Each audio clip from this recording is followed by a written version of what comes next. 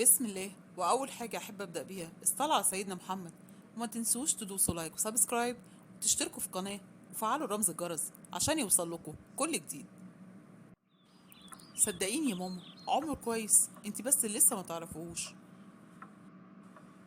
يا حبيبتي انت عارفة ان انت أغلى حاجة عندي، ونفسي أطمن عليكي مع راجل يبقى كويس يصونك ويعيشك عيشة حلوة.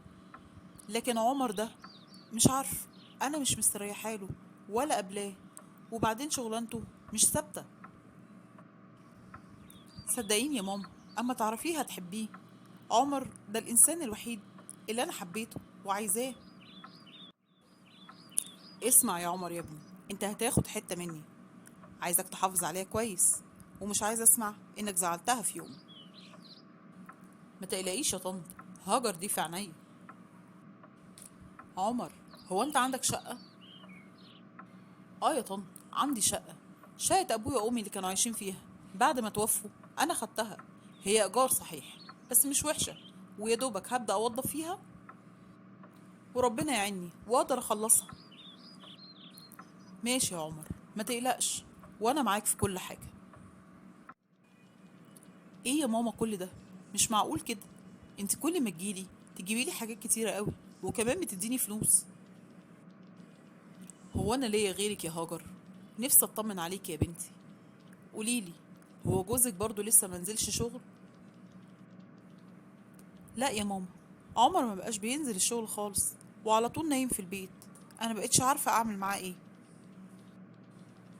شفت يا هاجر، ما انا ياما قلتلك، وهو ده اللي انا كنت خايفة منه. بس خلاص، ما تحطيش في بالك، اهم حاجة بس ان انت تولدي وتقومنا بالسلامة، وما تقلقيش انا معاكي في كل حاجة. عمر، كده ما ينفعش، انا بقالي اكتر من 3 شهور والدة، وانت ما بتشتغلش خالص، وطلباتنا كترت، وطلبات ابنك كمان. وبعدين يا عمر، واخرتها ايه؟ طب وانا هعمل ايه يعني يا حبيبتي؟ ما انا بحاول اصحى الصبح ما بقدرش. وبعدين البركة بقى في مامتك، ربنا يخليها لنا. ما هي فلوسها يعني هتلاقيها فين؟ ما هو كله في الاخر ليكي. ايه الكلام اللي انت بتقوله ده يا عمر؟ هو انا وابنك مسؤولين من ماما ولا منك؟ بس انت مفيش فايدة فيك.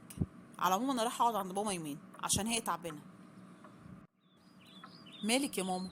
شكلك تعبان قوي كده ليه؟ مش عارفة يا هاجر يا بنتي، حاسة ان انا تعبانة قوي الايام دي، حتى بقوم اعمل الاكل بالعافية، مش قادرة امشي على رجليا. طب وايه اللي مسكتك؟ ما قلتليش ليه كده من بدري؟ احنا لازم نروح بكرة للدكتور ونكشف ونشوف فيه ايه.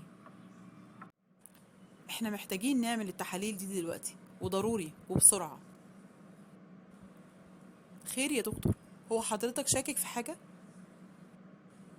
انا ما اقدرش اتكلم دلوقتي، نعمل بس التحاليل ونشوف نتيجتها ايه، وبعد كده نتكلم. انا جبت لحضرتك التحاليل. خير يا دكتور، امي عندها ايه؟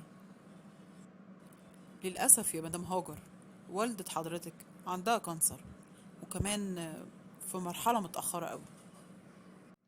شفت يا عمر اللي جرى لماما؟ الدكتور قال لي ان عندها كانسر، والعلاج لازم نبدأه على طول، لان المرحلة بتاعتها متأخرة قوي. معلش يا هاجر، ربنا معاها، بس انا عارف ان العلاج بيبقى مكلف قوي، وبرضه ما بيجيبش نتيجة في الاخر. لا يا عمر، ان شاء الله ربنا هيشفيها لي، وبعدين فداها كنوز الدنيا كلها. انت رايحة فين يا هاجر؟ انا رايحة لماما يا عمر، عشان جلسة العلاج بتاعتها. هو كل يوم ماما؟ وبعدين ما احنا قلنا حالتها متأخرة ومفيش تقدم، هي فلوس بتدفع على الفاضي وخلاص. ما احنا اولى بالفلوس دي، بعدين من ساعة ما تعبت مامتك وهي ما بتدلناش حاجة. جرى إيه يا عمر؟ ايه اللي انت بتقوله ده؟ انا والدتي عيانة، بدل ما انت تقول نساعدها تقولي بتصرف فلوسها.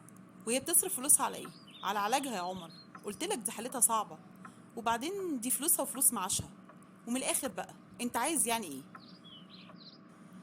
بص بقى يا ستي، ايه رأيك لو مامتك تعمل لنا قرض بضمان المعاش؟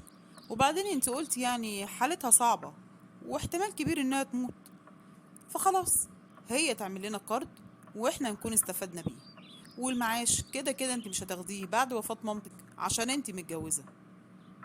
ايه ده؟ ايه اللي انت بتقوله ده يا عمر؟ انت اتجننت؟ انت عايز ماما تاخد كارد وكمان تموتها عشان احنا ما نسددش الكارد؟ صدق، انت فعلا مش انسان. امي كان عندها حق، انت انسان طماع. انا طماع؟ ليه بس كده يا هاجر يا حبيبتي؟ ده انا بحبك.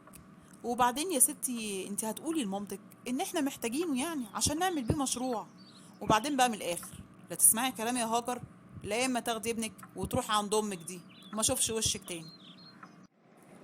انا مش عارفه اعمل ايه، اسمع كلامه واخلي امي تعمل لي الكارد، ولا اسيب البيت وامشي؟ ازيك يا امي؟ عامله ايه؟ انا كنت عايزه اخد رايك في حاجه. ماما، ايه رايك لو تاخديلي كارد بضمان المعاش عشان اعمل بيه مشروع انا وعمر ونصرف بيه على ابننا؟ ايه اللي انتي بتقوليه ده يا هاجر؟ هو المعاش اصلا بيكفي يا بنتي العلاج؟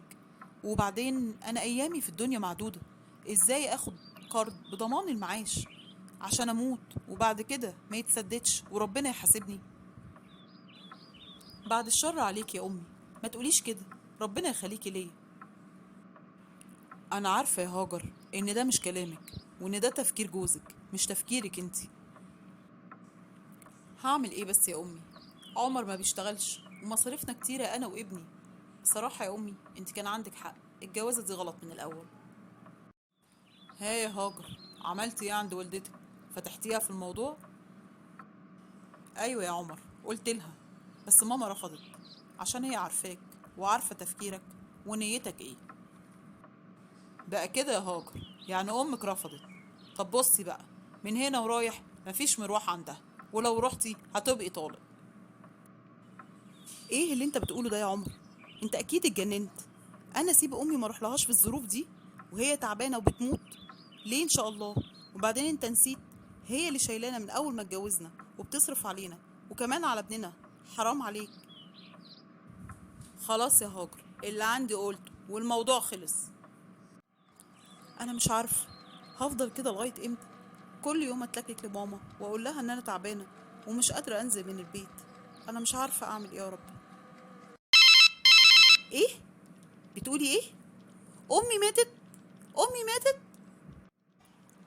اسمع يا عمر، احنا لازم نتطلق.